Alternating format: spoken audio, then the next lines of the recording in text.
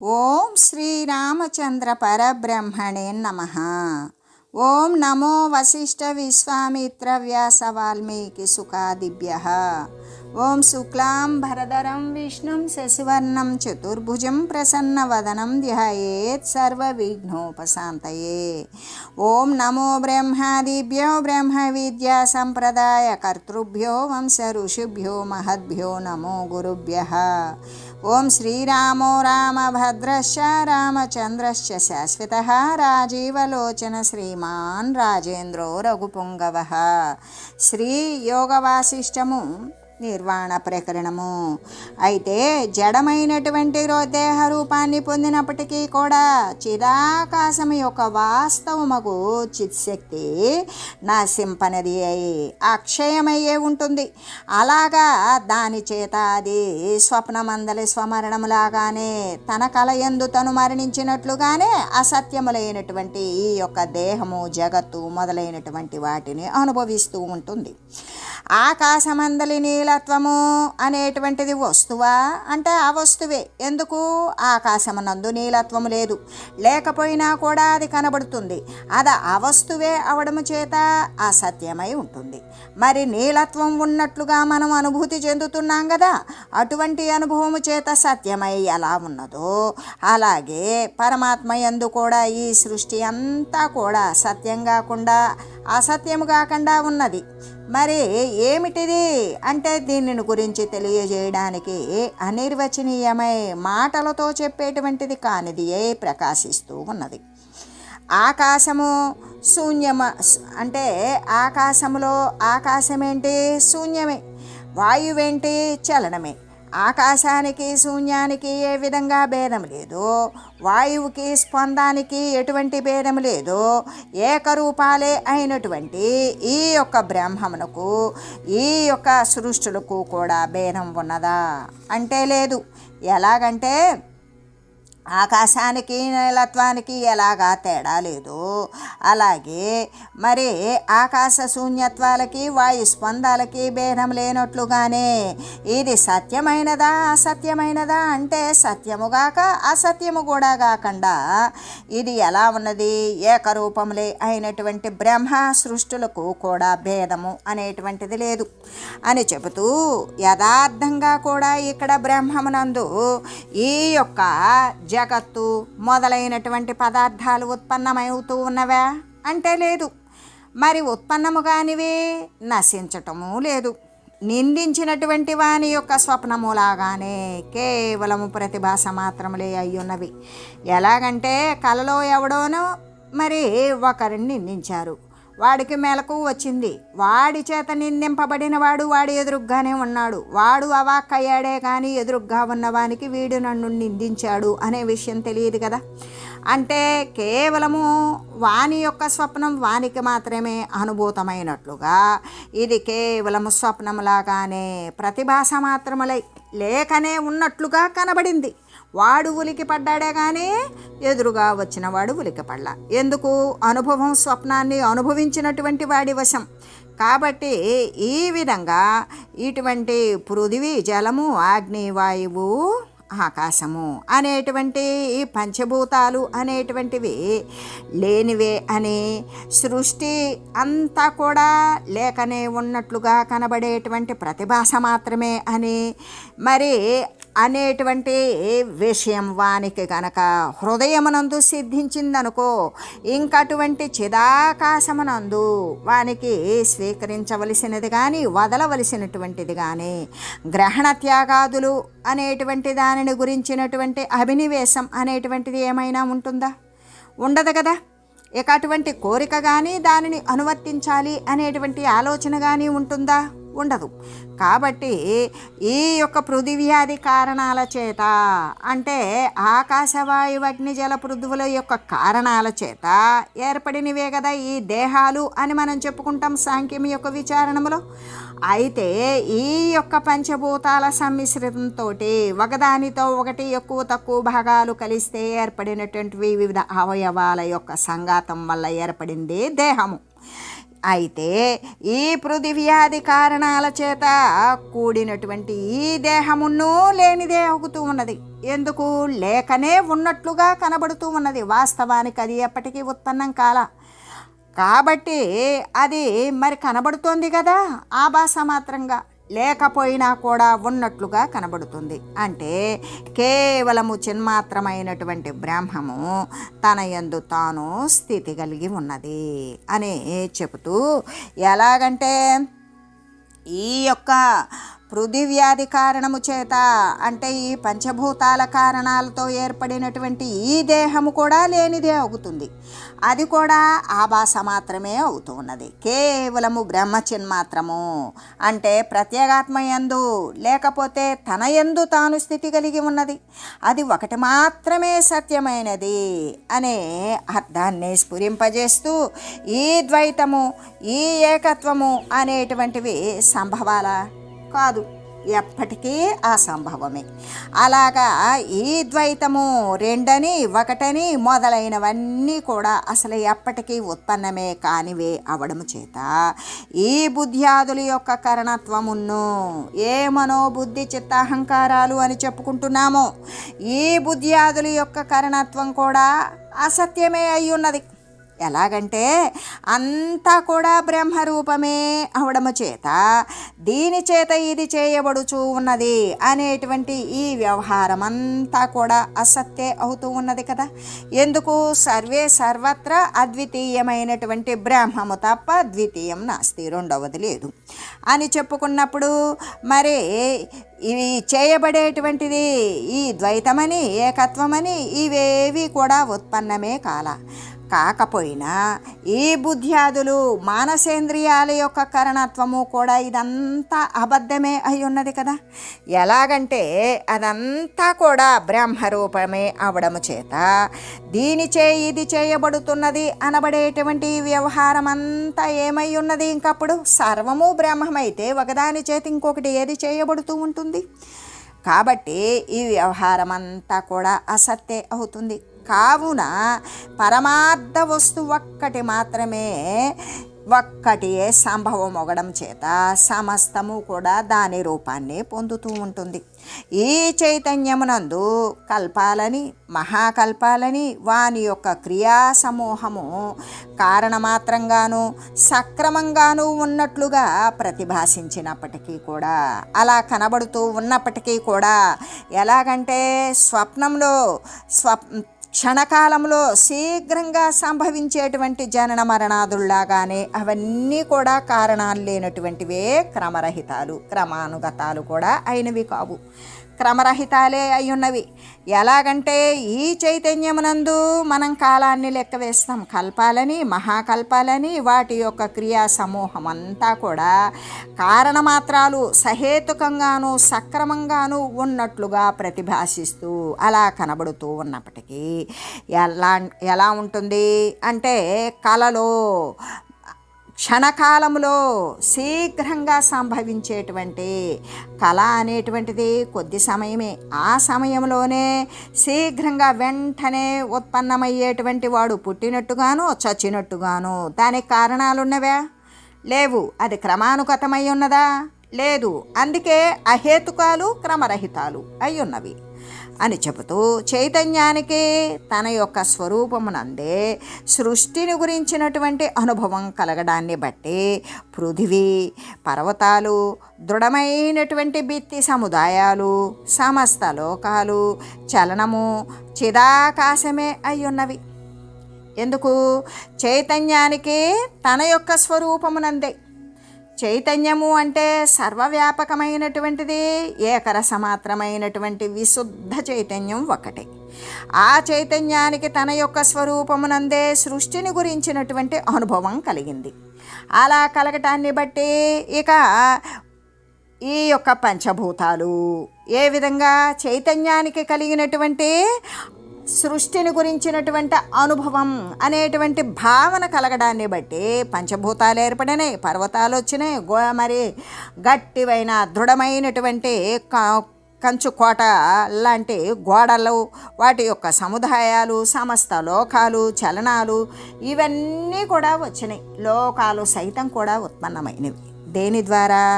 చైతన్యము అవన్నీ ఎక్కడ సృష్టి చేసింది? తన యొక్క స్వరూపముననే, తన యందే తాను అనుకున్న మాత్రము చేత కలిగినటువంటి ఈ యొక్క సర్వేక సమస్తము కూడా, సమస్త లోకాలు కూడా, వాటి యొక్క కదలికలు కూడా ఇదంతా చివరికి ఏమై ఉన్నది?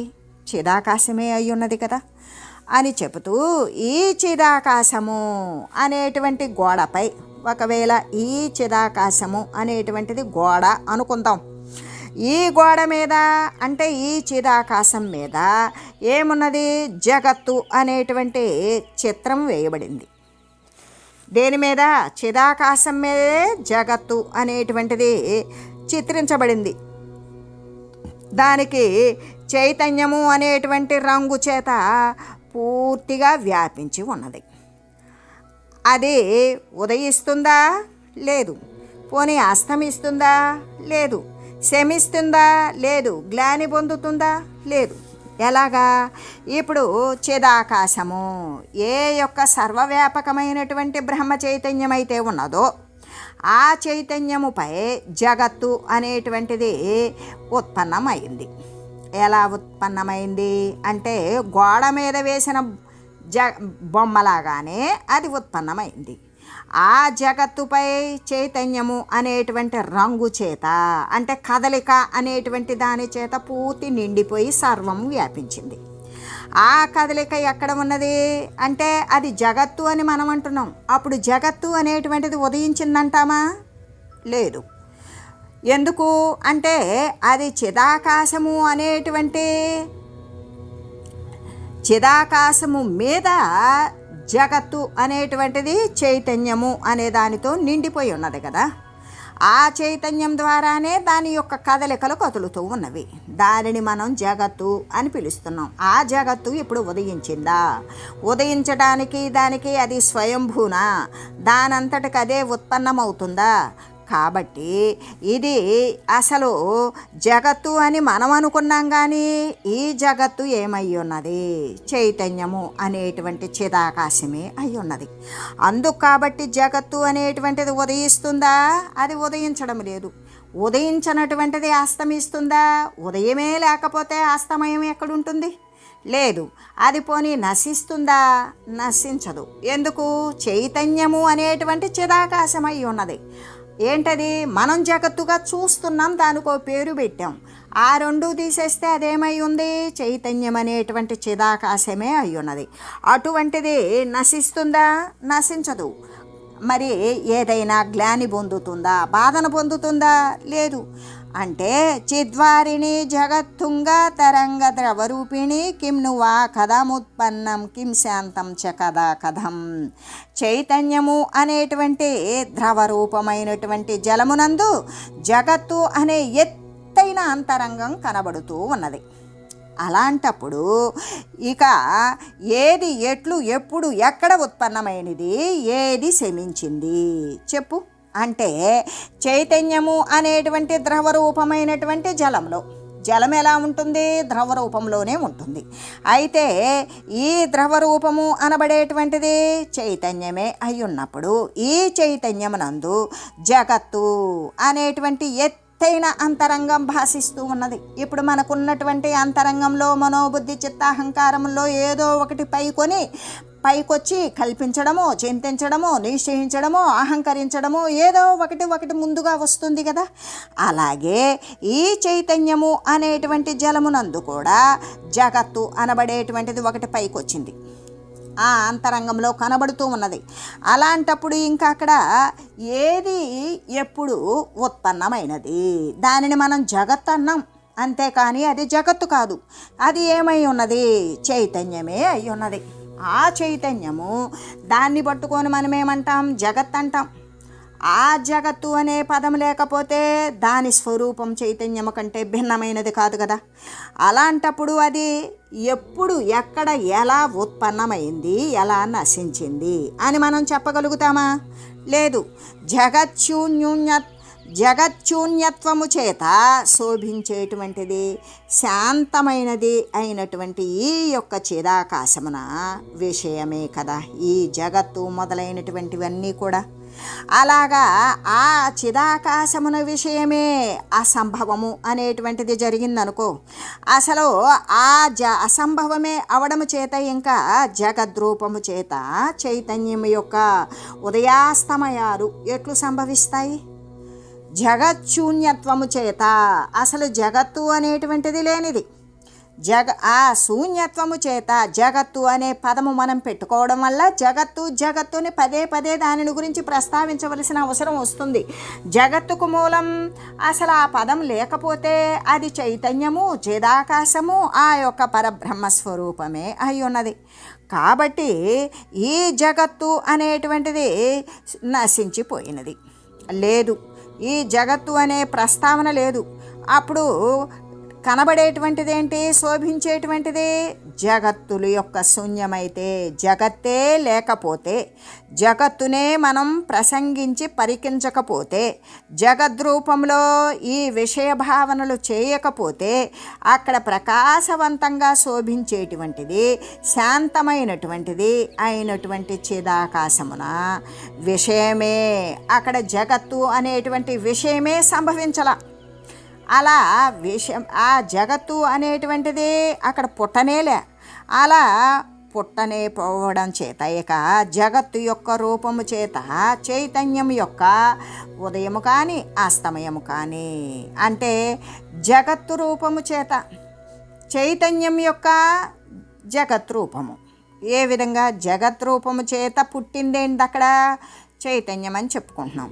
అసలు జగత్తు అనేటువంటి విషయాలు చిదాకాశమున విషయమే లేకపోవడము చేత, అసలు జగత్తు మొదలైనటువంటివి జగదాదులే అసంభవము, పుట్టని వాణి చేత ఇక జగద్రూపము చేత చైతన్యం యొక్క జగద్రూపములో చైతన్యం ఉదయించిందా, అస్తమించిందా అంటే లేదు. చైతన్యం ఎప్పుడూ కూడా ఏ రూపంలోనూ ఉదయించలా, ఏ రూపంలోనూ అస్తమించలా అని చెబుతూ, అది ఎప్పుడు ఉదయాస్తమయాలు లేనటువంటిదే చైతన్యము అని చెబుతూ, బ్రహ్మము సృష్టి రూపమున వివర్తితము కాగా చైతన్యం యొక్క వాసనానుసారమైనటువంటి సంకల్పము చేత పర్వతములును ఆకాశ రూపములు కాగలవు, ఆకాశమును పర్వత రూపం కాగలుగుతుంది. ఎలాగంటే బ్రహ్మము అంటే మాయ చేత, బ్రహ్మము అంటే సృష్టించబడేటువంటిదే కదా బ్రహ్మము.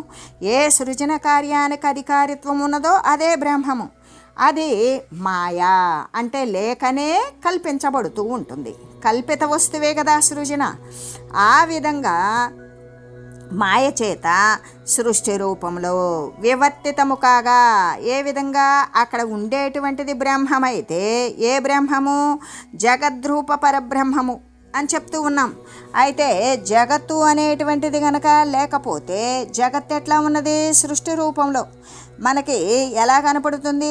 ఆ బ్రహ్మము జగద్రూపంలో కనబడుతూ ఉన్నది. అందుకే అక్కడ తాడుంటే పాముగా భ్రమిస్తాం, అట్లాగే ఉండేటువంటిది పరబ్రహ్మ వస్తువే, రెండవది లేనిది. అయితే సృష్టి రూపంలో బ్రహ్మము ఏ విధంగా కనబడుతుంది? వివర్తితము, అక్కడ ఉన్నది ఒకటైతే మరొకటిగా చూసేటువంటి స్థితిగా చైతన్యం యొక్క వాసనను అనుసరించినటువంటిది అయినా ఏ సంకల్పం అయితే ఉన్నదో ఆ సంకల్పం ద్వారా పర్వతాలు ఆకాశ రూపాలు అవుతాయి, ఆకాశము పర్వత రూపం కూడా అవుతుంది. ఎందుకు అవుతుంది? అదంతా కూడా వాసనా ప్రోద్బలమే. అక్కడ ఉండేటువంటిది ఒకటైతే, ఉండేది బ్రహ్మమైతే మనం జగత్తుని ఎలా చూస్తూ ఉన్నామో, బ్రహ్మమును చైతన్యమును చూడలేకపోతూ ఉన్నాము. అలాగా జగత్తు మాత్రమే సత్యమని భావిస్తూ ఉన్నాము. అలాగే చైతన్యం యొక్క వాసనానుసారమైనటువంటి సంకల్పము చేత, ఆ వాసనను అనుసరించినటువంటి సంకల్ప వికల్పాదుల చేత పర్వతాలు ఆకాశ రూపాలు అవుతాయి, ఆకాశము కూడా పర్వత రూపం అవుతుంది. ఎందుకు? ప్రతిదీ కూడా వాసనను అనుసరించినటువంటి సంకల్ప రూపమే కదా కనబడేటువంటిది. మనం ఏది సంకల్పిస్తే అదిగా మారుతుంది అని చెబుతూ, చైతన్యము అనేటువంటి సిద్ధ చూర్ణం యొక్క ప్రయోగము చేత యోగులు జగత్తుని ఆకాశంగాను ఆకాశాన్ని ముల్లోకాలుగాను అర్ధ నిమిషంలో చేసివేస్తున్నారు. ఎలాగంటే చైతన్యము అనబడేటువంటి చైతన్యము అనేటువంటి సిద్ధ చూర్ణం యొక్క చైతన్యాన్ని ఎప్పుడైతే సిద్ధింపజేసుకున్నాడు, దాని యొక్క ప్రయోగము చేత యోగులు ఏం చేస్తూ ఉన్నారు? జగత్తును మొత్తాన్ని శూన్యంగా చేస్తూ ఉన్నారు. ఆ శూన్యమైనటువంటి దానిని ముల్లోకాలలాగా సత్యమత్యలోక పాతాల లోకాలుగా కూడా నిమిషంలో చేసి వేస్తున్నారు. ఇదంతా దేని యొక్క శోభ? చైతన్యంని సిద్ధింపజేసుకున్నటువంటి మహాత్మ్యం అని చెబుతూ, సిద్ధుల చేత కల్పితములైనటువంటి అసంఖ్యాతములైనటువంటి నగరాలు ఆకాశమున రహస్యంగాను పరస్పరము మిళితంగా కండా ఉన్నట్లుగాను చిదాకాశమున వేల కొలది సృష్టులు కూడా ఉన్నవి. అవి సిద్ధులు అన్నప్పుడు అదృశ్య రూపులు. అవి మనకి వారు సిద్ధింపజేసుకున్నటువంటి చైతన్య మాత్రము చేత వారు దాన్ని ఉత్పన్నం చేస్తూ కల్పిస్తూ ఉంటారు, మరే అదృశ్యం చేస్తూ ఉంటారు. అయితే అటువంటి సిద్ధిని మనం పొందలేదు కాబట్టి సిద్ధుల చేత కల్పించబడినటువంటి సంఖ్యాయుతాలను గణించలేనట్లుగా, అంటే లెక్కలేనన్ని నగరాలు ఆకాశమున ఈ శూన్యంలో రహస్యంగాను, అంటే గుప్తంగాను, ఒకదానితో ఒకటి కలియకుండా ఉన్నట్లుగాను వేల కొలది సృష్టులు ఈ చిదాకాశమున కూడా ఉన్నవి అని చెబుతూ, మహాసముద్రమున అనేక ఆవర్తాలు, అంటే పెద్ద మహాసముద్రాలు ఉన్నవి. దానిలో అనేక సుడిగుండాలు ఒకదానితో ఒకటి మిళితములై ఉన్నప్పటికీ కూడా అవన్నీ కూడా వేరువేరుగానే ఎలా కనబడుతూ ఉన్నవో, మరి తరంగాలు ఒకదానితో ఒకటి కలిసి ఉన్నట్లుగా ఉన్నప్పటికీ కూడా వేరువేరుగా ఆ తరంగం వేరు, ఇది పెద్దది అది చిన్నది అన్నట్లుగా ఎలా కనబడుతూ ఉన్నవో, కానీ అవి అన్నీ కూడా పెద్దదొచ్చినా చిన్నదొచ్చినా, నురగలు వచ్చినా మరి బుడగలు వచ్చినా, అంతేకాదు విరిగి పడేటువంటి ఎంతో పెద్ద పెద్ద కెరటాలు వచ్చినా, సుడిగుండాలు వచ్చినా, ఇవన్నీ ఎన్ని రకాలుగా కనబడినా కూడా నీరు కాకుండా ఇంకేమన్నా ఉన్నదా? అలాగే అవన్నీ కూడా జలము కంటే ఎలా వేరు కాకుండా ఉన్నవో, అట్లాగే మహాచైతన్యమున గొప్ప గొప్ప బ్రహ్మాండాలు అనేటువంటివి అనేకానేకాలు ఒకదానితో ఒకటి కూడి ఉన్నప్పటికీ వేరువేరుగానే కనబడుతూ ఉన్నవి. కానీ అవి అన్నీ కూడా చైతన్యము కంటే వేరుగానివే అయ్యున్నవి, అన్నీ చైతన్యమే అయ్యున్నవి అని చెబుతూ, తత్వజ్ఞానియగు యోగి ఏం చేస్తాడు? తన ఉపాధిని మూల చైతన్యమును లయింపజేస్తాడు. చేసి పరస్పరము గుప్తములుగా ఉన్నప్పటికీ కూడా సిద్ధుల యొక్క లోకాంతరములందు ప్రవేశించుట ఏదైతే ఉన్నదో అదే ఒక సృష్టి నుండి మరి ఒక సృష్టిని పొందుతా అని కూడా విజ్ఞులు పలుకుతారు కదా. ఎలాగంటే తత్వజ్ఞాని అయినటువంటి వాడు ఏ యొక్క పరమాత్మ తత్వాన్ని పొందినటువంటి వాడు, యోగము అంటే యోగి అంటే బ్రహ్మమునందు ఐక్యము చెందినటువంటి వాడు, ఇంకా శరీరం ఉంటుంది అయినప్పటికీ కూడా తన యొక్క ఉపాధిని ఏం చేస్తాడు? ఆ మూల చైతన్యంలో లయింపజేసి పరస్పరము ఒకదానితో ఒకటి ఒకరితో ఒకరికి గుప్తాలుగా రహస్యాలుగా ఉన్నప్పటికీ కూడా ఇంకా ఆ సిద్ధులు ఏ సిద్ధులైతే శూన్యంలో నగరాలు ఏర్పాటు చేసి ఒకదానితో ఒకటి కలుస్తూ కలవకుండా రహస్యంగా ఉంచినట్లుగా ఉన్నటువంటి ఆ యొక్క లోకాంతరాల యందు ప్రవేశిస్తారు ఈ యొక్క యోగులైనటువంటి వారు, తత్వజ్ఞానులైనటువంటి యోగులు. అయితే ఈ లోకాంతరాల యందు ఆ యోగులు ఎలా ప్రవేశించడం అనేటువంటిది జరుగుతూ ఉన్నదో అదే కదా ఒక సృష్టి నుండి మరి ఒక సృష్టిని పొందడం అనేటువంటి విషయాన్ని విజ్ఞులు తెలియజేస్తూ ఉంటారు. అంటే ఆకాశమునందు శూన్యత్వములాగానే, ఇప్పుడు ఆకాశము అంటే ఏమీ లేనిది అని చెప్తాం. అక్కడ లేనిదా అంటే చెప్పడానికి ఏమీ కనబడడం లేదు కానీ శూన్యం అంటాం. శూన్యమునందే అనేకత్వానికి అవకాశం అనేటువంటిది పుడుతుంది. కాబట్టి ఆకాశము అంటే శూన్యత్వం లాగానే నాశరహితమైనటువంటి పరబ్రహ్మమునందు సమస్త భూతములును, ఏ యొక్క నాశము లేనటువంటి ఉదయాస్తమయాలు కానటువంటి పరబ్రహ్మమునందు సమస్త భూతాలు కూడా, భూతములు అంటే ఈ యొక్క జ్ఞానానికి మూలమైనటువంటి ఆ యొక్క వ్యక్త పరబ్రహ్మస్వరూపం. ఆ వ్యక్తము నుండి జ్ఞానాశక్తి, జ్ఞానాశక్తి నుండి ఆకాశవాయు అగ్నిజల పృథ్వులు, ఇటువంటివన్నీ కూడా ఆ పృథ్వీ యందు అనేక పదార్థాల యొక్క సృజన, వాటిని అనుసరిస్తూ ఇక ప్రాణికోట్ల యొక్క ఉత్పన్నం, వాని భోగ్యాలైనటువంటి ఈ సృష్టి సమూహ విలాసాలు ఇవన్నీ కూడా ఎటువంటి ఆటంకము లేకుండా స్థితిని కలిగి ఉన్నవి కదా. కాబట్టి ఈ సృష్టి యొక్క విభ్రమాలు పరమార్థ చిదాకాశం యొక్క నిజ క్రీడా రూపాలే అయ్యున్నప్పటికీ స్వాభావికములను అయ్యున్నవి. కావున ఈ స్ఫటిక శిల యందలి రేఖలాగానే అవి ఉదయించడము లేదు, అస్తమించడము లేదు. ఎలాగంటే ఈ సృష్టి విభ్రమాలన్నీ, సృష్టిలో జరిగేటువంటి యొక్క ఆశ్చర్యానికి లోను చేసేటువంటి ప్రతి వస్తువు, సమస్త వస్తువులు కూడా ఈ పరమార్థ చిదాకాశం యొక్క నిజ క్రీడా రూపాలే అయ్యున్నవి. వాస్తవానికి స్వాభావికాలే అయ్యున్నవి, అవి సహజ సిద్ధములే అయ్యున్నవి. కాబట్టి స్ఫటిక శిల యందలి, అదే స్ఫటికంలో మరి రేఖలులాగానే స్ఫటికంలో ఎదురుగా ఉన్నటువంటి వస్తువు ప్రతిబింబిస్తుందే కానీ మిగతావన్నీ కూడా దానిలో ఉదయించడము లేదు, అస్తమించడము లేదు. ఏ విధంగా స్ఫటిక శిల యందలి రేఖలులాగానే స్ఫటిక శిలలో రేఖలు అనేటువంటి ఉదయిస్తున్నవా లేవు, అస్తమిస్తున్నవా లేవు, ఎదురుగా ఉన్నవి ప్రతిబింబిస్తున్నవి. ఆ వస్తువు తీసివేస్తే స్ఫటికం స్వచ్ఛంగా అలాగే ఉంటుంది. అలాగే ఈ పుష్పముల యొక్క సుగంధాలను, అంటే ఈ యొక్క సువాసనలతో కూడినటువంటి పుష్పాలు, ఈ సిద్ధుల లోకాలు, ఇవన్నీ కూడా ఒకదానితో ఒకటి కలిసి ఉన్నప్పటికీ కూడా పూలల్లో ఉన్నటువంటి సువాసనలు, సిద్ధుల లోకాలు, ఇవన్నీ ఒకదానితో ఒకటి కలిసి ఉన్నప్పటికీ కూడా వేరువేరుగానే కనిపిస్తూ ఉన్నవి. ఆ కనిపించినట్లుగానే ఈ చిదాకాశ రూపములైనటువంటి ఈ సృష్టులన్నీ కూడా వేరువేరుగానే కనిపిస్తూ ఉన్నవి అని చెబుతూ, అంటే సంకల్పాకాశ రూపము కలది అవడము చేత, అంటే ఇక్కడ ఆకాశం అంటేనే లేనిది, సంకల్పము అంటే దానికి ఒక రూపం లేదు.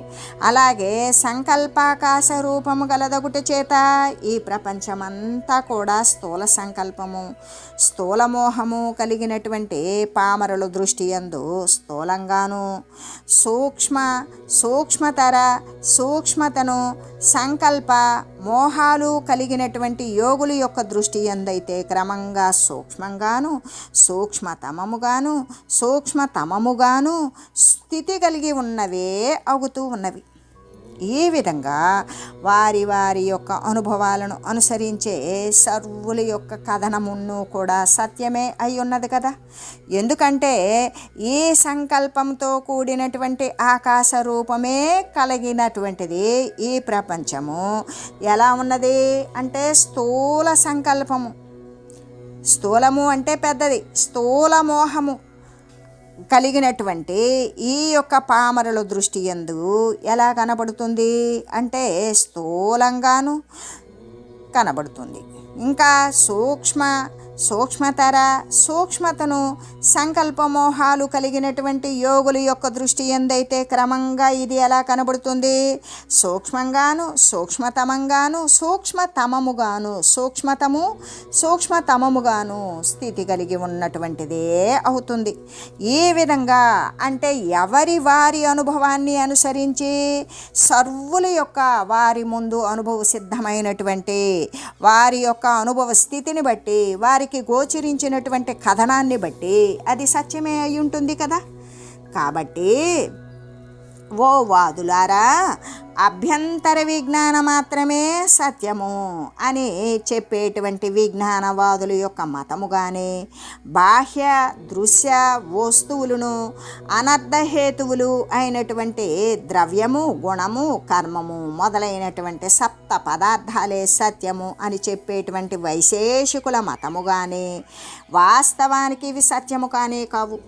కానీ మీ సంకల్పానుసారంగా అవి అన్నీ కూడా సత్యాలేయే ఫలిస్తూ ఉన్నవి కదా అని చెబుతూ, ఓం మంగళం శ్రీ గురుదేవాయ మహనీయ గుణాత్మనే సర్వలోక శరణ్యాయ సాధురూపాయ మంగళం.